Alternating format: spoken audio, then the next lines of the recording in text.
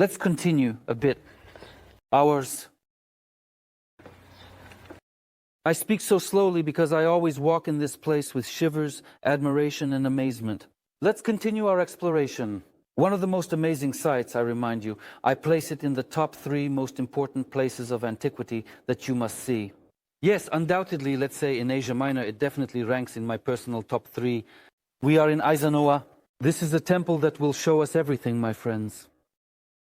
Moreover, it will confirm, as you can see right now, these are the most amazing, yes, columns, colonnades. You might say, well, they aren't the biggest, perhaps. Yes, undoubtedly. Giovanni Battista and many draftsmen, in this case I say draftsmen because they created magnificent engineering drawings, not in a derogatory way at all. And so those who made the drawings left us the blueprints. There are certain niches, these beneath the ancient temples.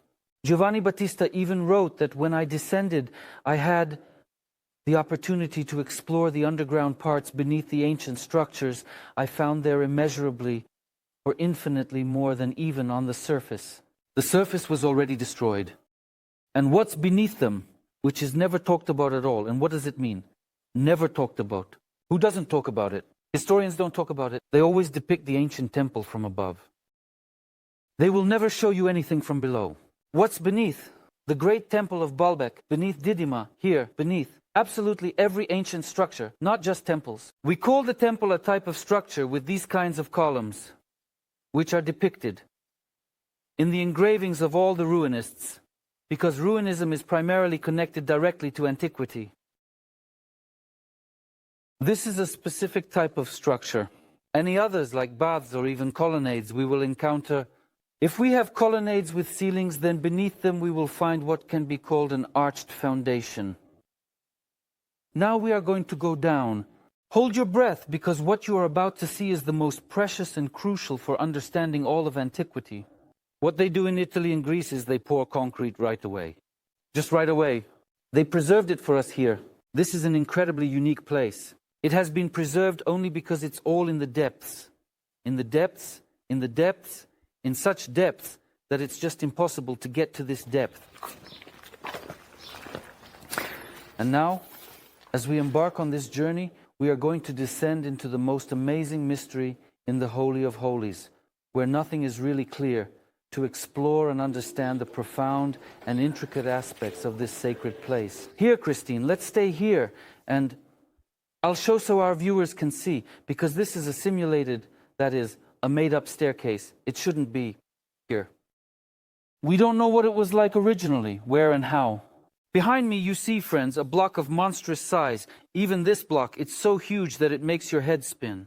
Today, we are going down.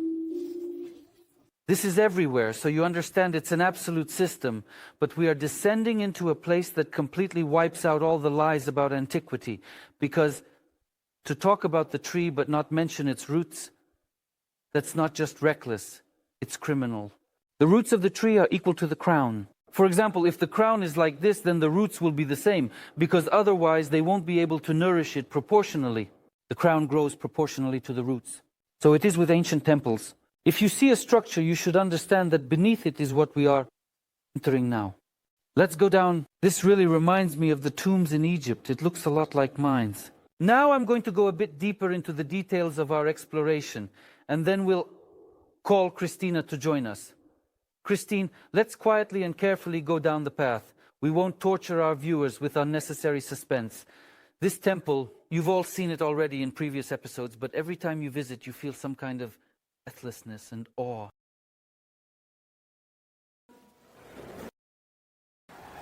And there's music too, a miracle. And the pigeons are cooing? Yes, Christine. Christine, how about we stop somewhere over there for just a second, so the viewers can grasp the scale? Here I am standing, and now Christine is showing you the gallery, this huge arched hall. Huge, like the temple that stands above it, equal to it. And here I step back. Notice that I'm walking on. I hope you can hear my voice, because in places like this, all sorts of sounds often get drowned out. I'm walking on the huge slabs. This, for example, is one slab. Can you see me there, Christine? I can see you, great. Here I am at the end point. Take a close look. What kind of hall was that? How did it go? You can move carefully, Christine, just a little so it's more comfortable for you. The purpose of this is also very hard to grasp. From up there, you'll probably see. Right now, Christina will carefully go down because the stairs, we just built them for the tourists. In Italy and Greece, it's just being concreted. It's said that this is a danger, they can fall, it's a danger. Or they are often buried in many places. For example, 26 kilometers from Baalbek, there's just a crater where this hall used to be. It all collapsed into there. The entire ancient temple just collapsed right in there like that. All right, Christine, let's have you stand up there from the top. I'll just comment on this part. Well, not only that, something was here. This stone of ours is lost, completely gone. In some old photographs, I came across one actually because, well, back then they didn't print them like this. They didn't take photos as often as we would have liked. There's a wooden hatch and darkness, there's something else there. Now it's already been patched up, but the floor keeps sinking. Why is it exactly? I'll put my things down. Why is it exactly? In the floor, I say, we can ask a lot of questions, my friends. Here we have Giovanni Battista. They are depicted small, not very big, and it's not his fault. He was going down, and they were either already covered in mud, he couldn't realize. Well, it's really hard to understand how much this is. So we should just leave the very top. It's really hard for him to relate to that. He apparently didn't have a place in Rome where he could just go down into the hall. And here we can go down into the hall. And for a long time, some believe there are debates. This is just an arched foundation, and there's really no entrance at all because it's not depicted. Either the entrance is even deeper, and this space was useful, or it's useless. Well, either this is just an arched foundation, it was closed off, and then they made other windows, they broke through them. Because these windows are also not standardized. They are with us. Even though they are big, they seem to be well cut, but they don't come out. They would contradict the structure of the temple. I would like to draw your attention to something. If it were technical, just as a form needed to hold the temple, then no one would have highlighted the chamfers on these blocks or leveled them out. There's no point in leveling the lines. Look closely at how beautifully the lines are maintained, how the edges are refined. You could have easily left the interior part alone. The ancient builders, they were, of course, it's not even about meticulousness, it's not even about super quality. It's some kind of madness in terms of details, in terms of execution for us, because we don't even understand why they did it. But they weren't crazy fanatics of architecture who just did things for the sake of doing them. No, it was deeply thought out. From above, we can't check this example, but we can check, for instance, intermessos, where the ancient temple stands on a platform like this, and inside it, there's exactly the same little hall. I will definitely show this. And there, on the outside, all the blocks are made pretty poorly because they would still be covered with dirt and turned into steps. And here, not only is it leveled, but also the blocks. The slabs, for example, this one is already starting to sink. There's probably something underneath, because the quality is deteriorating. I'm just going to show you some examples of sizes. This current block I'm standing on is 2.30. It's one of the surviving ones from 170. Look how big it is. The next block is the same, it ends, and the next block, here it starts to sink. This block is even bigger. It's about 3.50. They say to me, you're giving measurements in centimeters, they had a metric system. No, I'm rounding it off. The thickness is 3.47. This one is 171.5 and almost 172, for example. Here, I'm rounding it off, guys. I don't see the point. I'm telling you these exact details right now. Why? Proportion is important to us. Antiquity is... Piranesi showed this beautifully, and we can see it very clearly. There are huge structures and there are small ones. What does this depend on? Some places are cramped, some have a platform like this, and some have opportunities apparently, but it only made sense to do it this way. They choose the proportion, not just any way. If we start reducing one thing, it will match, one will overlap with the other. That is, somewhere, let's say Didim, if we start to expand Aizana, it will definitely take the place of Didim with an error. Because there are individual features in Didymaeon, for example, we have 2 rows of columns next to each other. In Baalbek, we have 1 row of columns, but nearby there's this huge unfinished structure, which Andrei Yuryevich Skliarov called the platform. This platform of ours. This platform is certainly a pedestal for us. I didn't take out the laser pointer right now. So this is approximately 5 meters in length. So this is as we have observed up to this point. So the width of this temple is, well, remarkably stunning in its dimensions, 8.5 to 9.5 meters. In general, it's almost 10, and you can see that the length goes that way too. Christina, you can even turn to this side and show how much, and let's show the viewers also. What's above me isn't even a window. We don't know what this is, but this highlighting is happening on both sides. On the opposite side, they are actually step-like.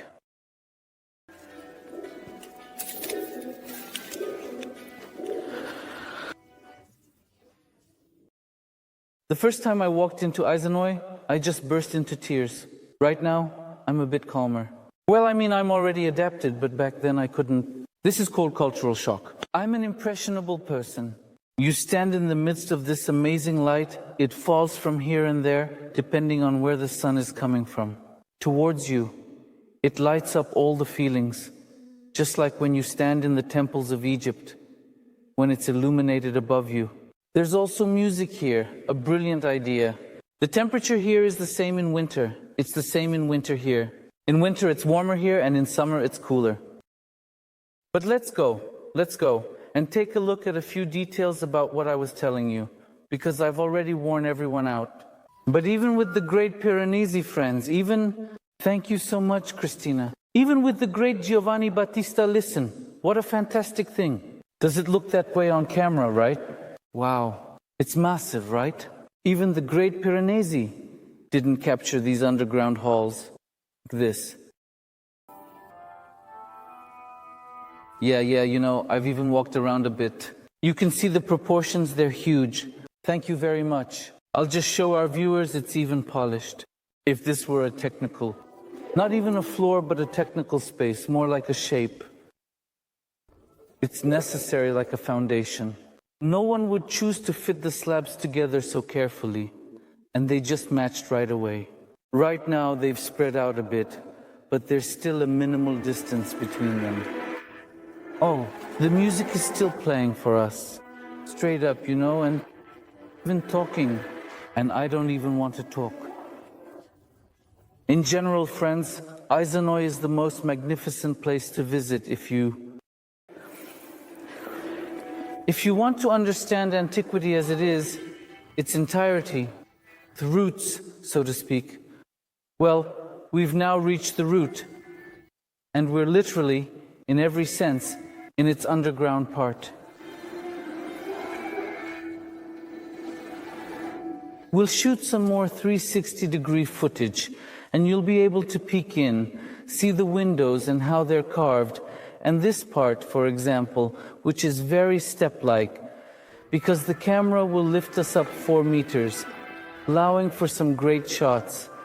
There's a lot of debate about this, and I think it's true that originally it wasn't carved out, and then they were chiseled and carved out another passage, because, well, they tried to come down here somehow, and you see there are some rather simple little graves here.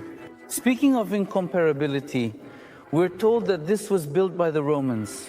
So, speaking of the incomparability of the artifacts, here we have the inscription, by the way. It also has Hellenistic elements. These aren't faces. They're little figures, cheerful images. Even though they're not really cheerful, it's still funerary. Nevertheless, these are people depicted as a man and a woman, almost indistinguishable as to who is the husband and who is the wife, because these are all conventional symbolic representations. And this gigantism, by the way, they pushed this block through the window and dragged it in here. And gigantic. We'll definitely take a look at all of this. There will be more burial mounds. And gigantic. I don't even know what to call this room, probably. Let's call this a hall, guys. Amazing. Thank you. Check out and order the books from the Forgotten Ruins series on the channel. Support our research. Because your support means new explorations. Just to get a taxi here in this specific area, like it or not, you'll shell out $100. Otherwise, you just won't make it to actually reach this remote place. Oh, what a miracle. I'm eagerly waiting for your thoughts on this fantasy.